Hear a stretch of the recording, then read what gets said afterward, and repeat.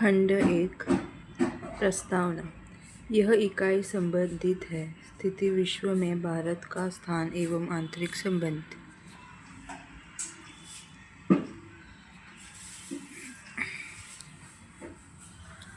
भारत स्थिति। पिछली कक्षाओं में आप भारत का मानचित्र देख चुके हैं।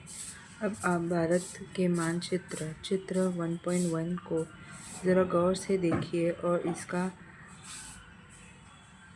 आक्षेपीय एवं देशांतरीय विस्तार ज्ञात कीजिए। क्या आप इसके दक्षिणात्मक और उत्तरात्मक अक्षरों को तथा सबसे पूर्व और सबसे पश्चिम देशांतरों को चिह्नित कर सकते हैं?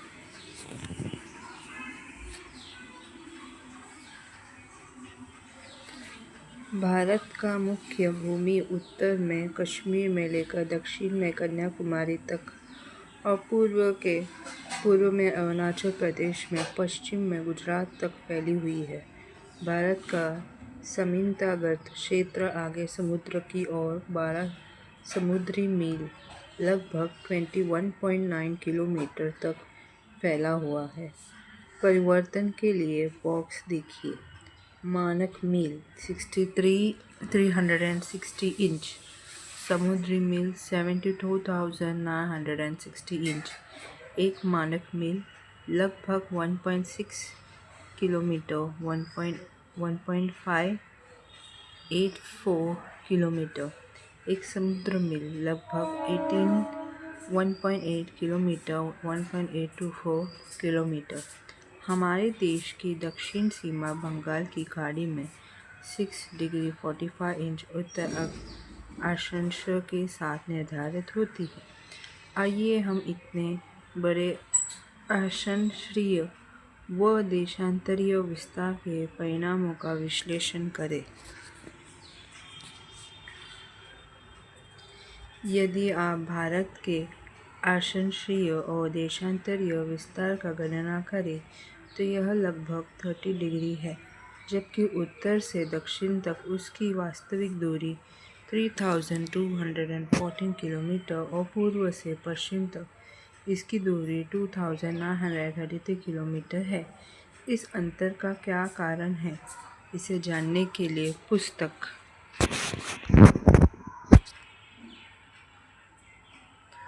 भूगोल में प्रयोगात्मक कार्य भाग 1 रा.शौ.अ.प्र.प. 2006 के अक्षांश देशांतर तथा समय के अध्याय संख्या 3 को देखें। यह अंतर इस तथ्य पर आधारित है कि ध्रुवों की ओर जाते समय दो देशांतर रेखाएं के बीच की दूरी घटती जाती है, जबकि दो अक्षांशीय रेखाओं के बीच दूरी हर जगह एक सी रहती है।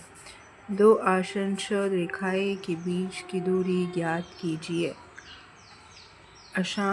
अक्षांशीय रेखाएं के मानों से ज्ञात होता है कि भारत का दक्षिणी हिस्सा उष्णकटिबंध में और उत्तरी हिस्सा उपोष्णकटिबंध अथवा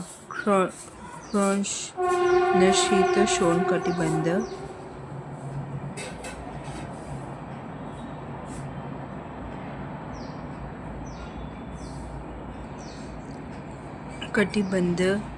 शीतोष्णकटिबंध स्थिति है।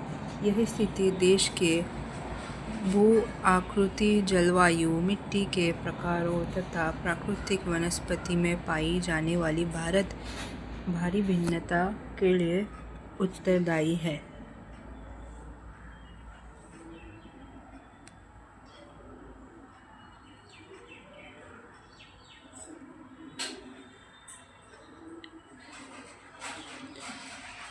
इसलिए आइए अब हम देशांतरीय विस्तार और भारत के लोगों पर उसके प्रभाव का अध्ययन करें।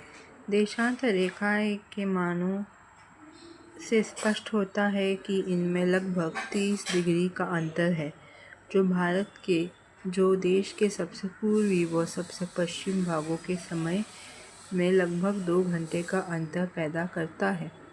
आप भारतीय मानक समय से पहले से ही परिचित हैं। मानक याम्यांतर का उपयोग है जब उत्तर पूर्वी राज्यों में जैसलमेर की तुलना में सूर्य 2 घंटे पहले उदय होता है। पूर्वी में डिब्रूगढ़, इम्फाला तथा देश का अन्य भागों में स्थित जैसलमेर, भोपाल अथवा चेन्नई में घड़ियाँ एक जैसा समय दिखाती है। ऐसा क्यों होता है?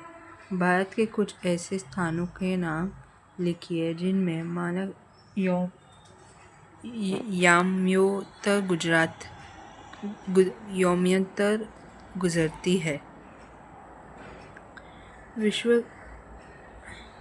विश्व के देशों में आपस समझ के तहत मानक याम्योत्तर को 7 डिग्री 30" देशांतर के गुणांक पर चुना जाता है। यही कारण है कि 82 डिग्री 30" पूर्वी याम्योत्तर के भारत की मानक याम्योत्तर चुना गया है। भारत मानक समय ग्रीनविच मध्य समय में 5 घंटे 30 मिनट आगे है। कुछ देश ऐसे हैं जिनमें अधिक पूर्व पश्चिम विस्तार के कारण एक से अधिक मानक देशांतर रेखाएं हैं।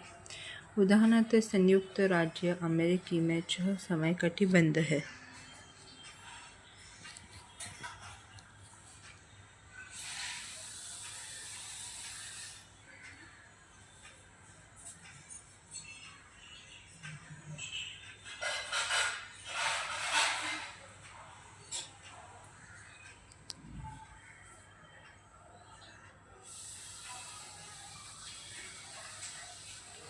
भारतीय राजनीतिक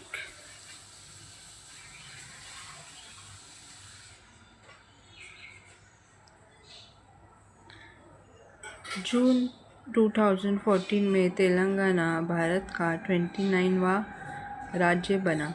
इसका भी राजधानी हैदराबाद है।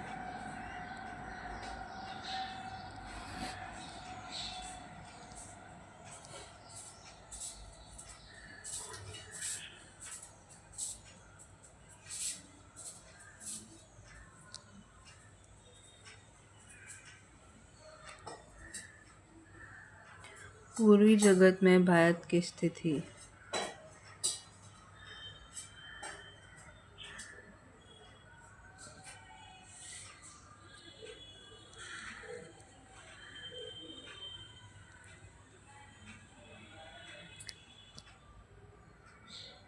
भारत का क्षेत्रफल 32.8 लाख वर्ग किलोमीटर है, जो विश्व की स्थितियाँ धरातल 2.4% भाग है।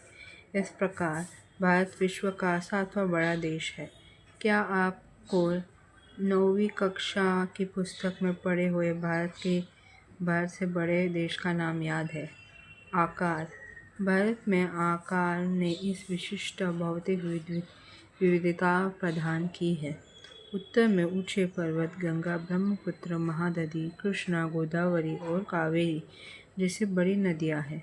उत्तर पूर्वी और दक्षिण भारत में वनाच्छादित पहाड़ियां हैं, जबकि मरुस्थली में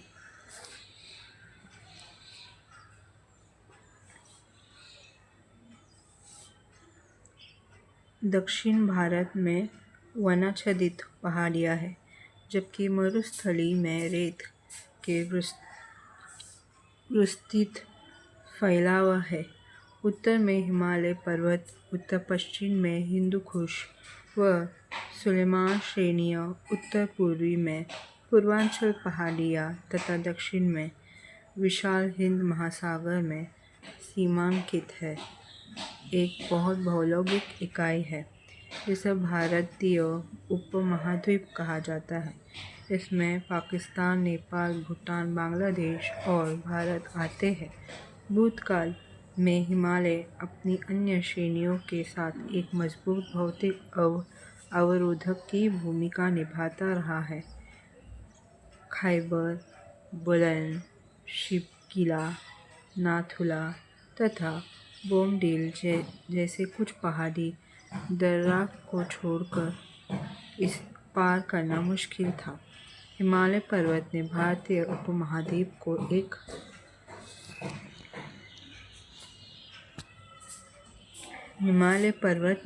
उपमहाद्वीप को एक अद्वितीय क्षेत्रीय पहचान स्थिति करने में सहायता की है।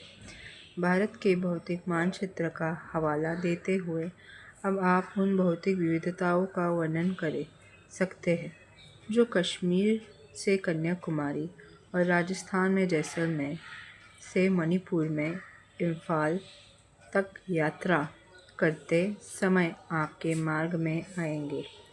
भारत का प्रायः द्वीप भाग हिंद महासागर की ओर उभारा हुआ है। भारत की संपूर्ण तटरेखा द्वीप समूह समेत 7.517 किलोमीटर पर विस्तृत है।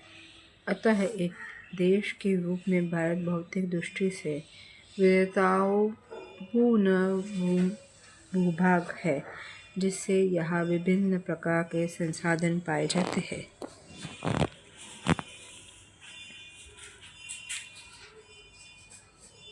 क्या आपको याद है, स्कूल भुवन एक वेब पोर्टल है जो देश के प्राकृतिक संसाधनों, पर्यावरण और सतत विकास में उनकी भूमिका के बारे में छात्रों के बीच जागरूकता लाने के लिए मानचित्र आधारित शिक्षा प्रदान करता है। यह NCERT की पाठ्यक्रम में आधार पर भुवन NRSC इसरो की एक पहल है। आप भारत के विभिन्न मानचित्रों के देख सकते हैं। http://bhuvan.appl.nrsc.gov.in MHRD NCERT।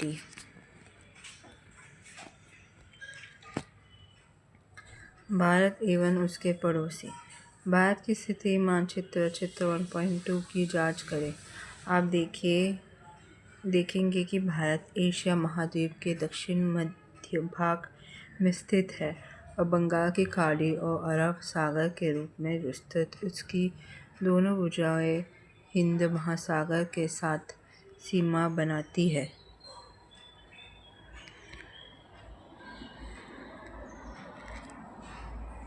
प्रायः द्वीपीय भारत की इस सामुद्रिक स्थिति की वजह से भारत समुद्र व वायु मार्ग द्वारा अपने पड़ोसी क्षेत्र में जुड़ा है।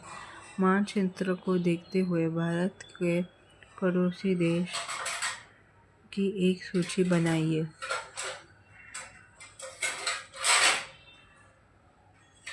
श्रीलंका और मालदीव हिंद महासागर में स्थित दो द्वीपीय देश हैं जो भारत के पड़ोसी हैं। श्रीलंका भारत से मन्नार की खाड़ी और पाक जलांध संधि द्वारा अलग हुआ है। खाड़ी तथा जलांध संधि में अंतर स्पष्ट कीजिए। क्या आप सोचते हैं कि आज के आधुनिक युग में भौतिक दूरी आपके पड़ोसी देश से अंतःक्रिया करने से बाधक है? हमने इस प्रकार भौतिक दूरियों द्वारा पैदा किया गया यात्रा के घर्षण को तटस्थ किया है।